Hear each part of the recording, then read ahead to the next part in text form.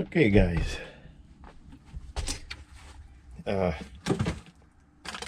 Here's a sight that you haven't, I don't believe you've seen ever on my boat. A clean table. Put everything away. Seating area. Oh my God. We had some friends over for a barbecue, and we put everything away, and now I'm looking for these things that I need to do some work, and I think they're in the locker. It's not in the boat. So anyways, I'm gonna get back to work over here. Gotta finish up some odds and ends, and I also have an amp that I bought. I want to see if I can install that too. So we gotta start pulling all the electrical bags out and all the wires and everything. All right, guys, we'll see you later. Okay, so I already did a couple of things, and I think I'm gonna touch up the engine a little bit with spray paint. That's about it. Maybe I'll turn on the engines. I took the barbecue back to the house to give it a thorough cleaning, because this is a new barbecue and I didn't want to mess it up. And previously I bought this barbecue, Jesus, I don't know, about 8 years ago, and this is the first time we used it. So what I did is I said, okay, there's no storage here, where am I going to put this? I came up with this idea, this little box, wrapped it in this soft material, and I have room here for the propane tanks, some coffee cups I can put here, and also I can fit my coffee maker. So it's a small one, you know, but it makes good coffee. So then we grab this and flip it around. Let me see something. Okay, I think I did it like this, and it fits right in there. No, wait, I think it goes around this way. I'm not too clear now.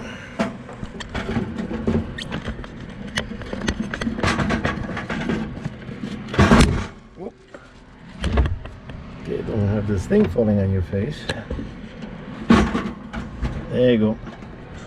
Perfect, snug, and rough seas. It's not going to be bouncing, falling, or anything. I did this little cutout here. I don't know if you can tell.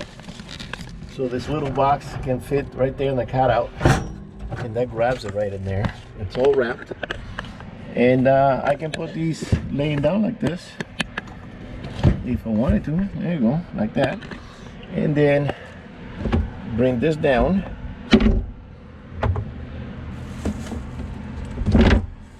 and then I can get the bar. I'm gonna need 2 hands for that.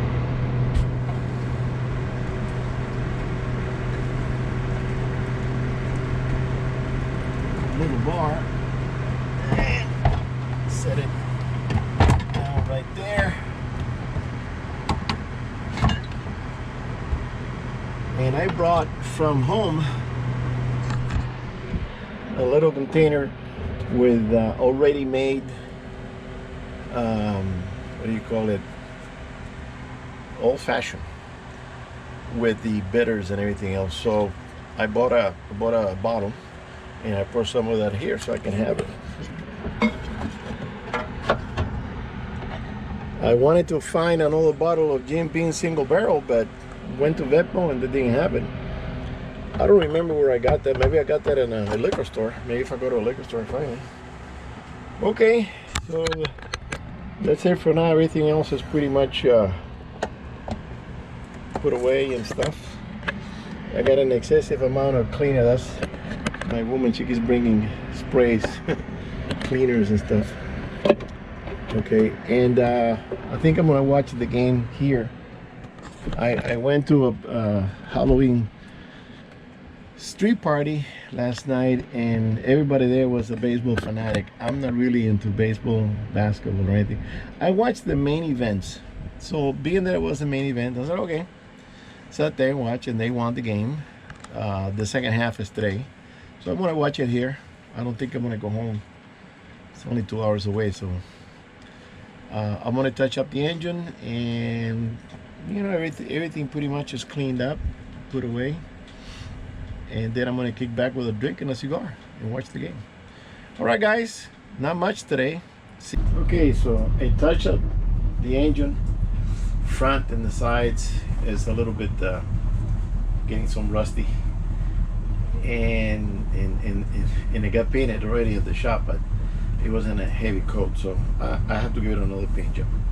So I decided to turn the engines on. I'm going to turn the new one.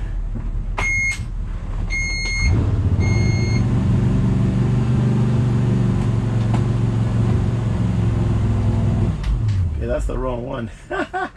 What happened? It got stuck? Okay. Yeah, that got stuck. Okay.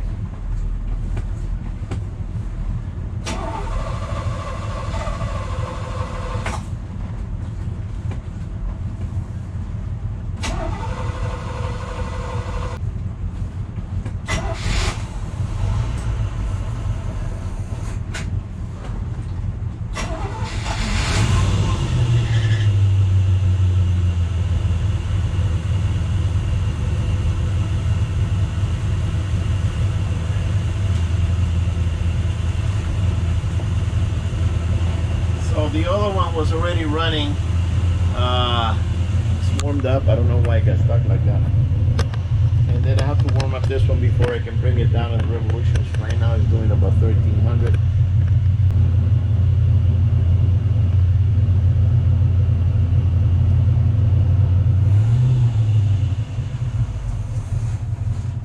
Oops, died.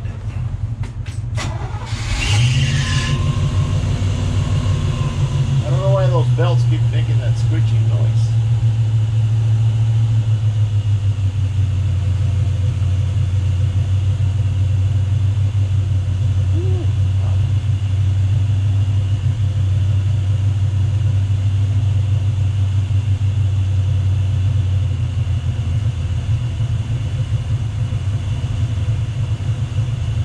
Let that paint dried up, get cooked a little bit.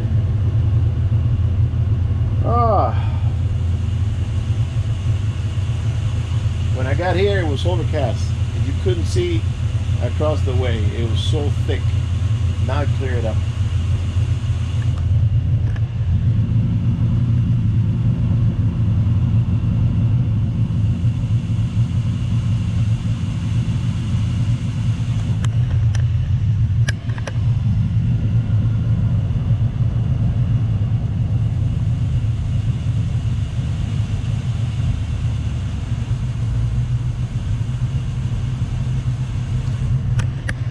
$9.50.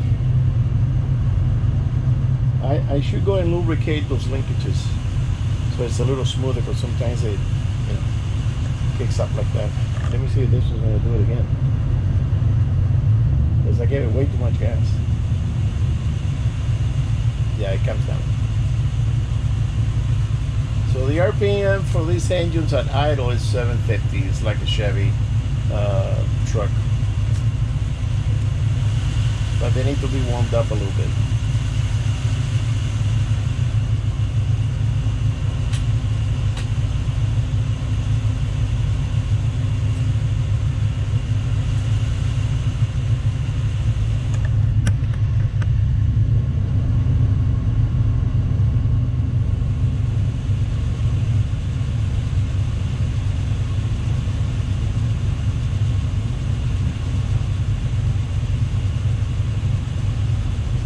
That's all the way down. It's still a little high because it's not warm. When it warms up, it'll go down to 750. So right there I can put it in gear and reverse it.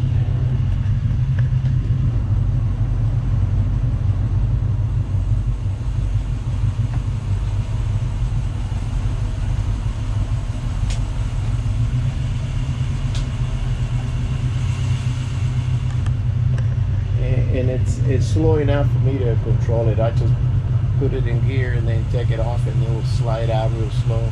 Then I clock it, pull it out. I like to go out with somebody else on board, so in case I have to throw a rope or something happens that an engine shuts off or whatever it is, I need somebody else on board. So I don't like to go out by myself. I invited a couple of guys, and they were anticipating the game. They're fanatics. They're baseball fanatics. Well, no, we're gonna be here because okay. So I'll go with myself. Like I said, I don't really. I've never been a sports fanatic. I watch a little bit of everything. I can watch a fishing show, a hunting show, an important game, even hockey. I've seen hockey games in person. I got invited and I went. I like to see the Super Bowl. Watch the Super Bowl.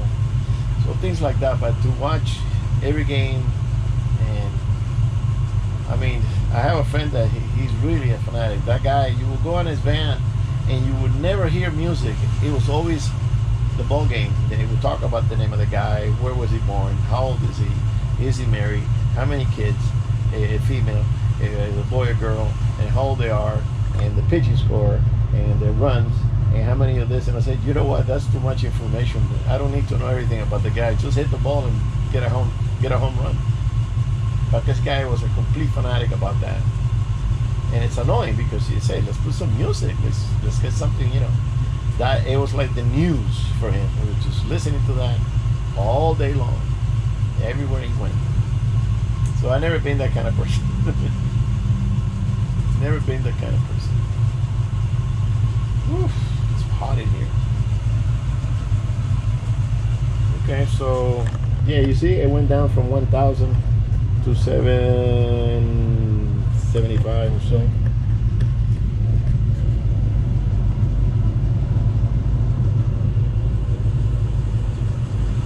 And then when you put it in gear, it goes down to around 6, which is where it's supposed to go. It's supposed to be there. So yeah, all right. See, now it went down to 6, 7. Yeah, perfect.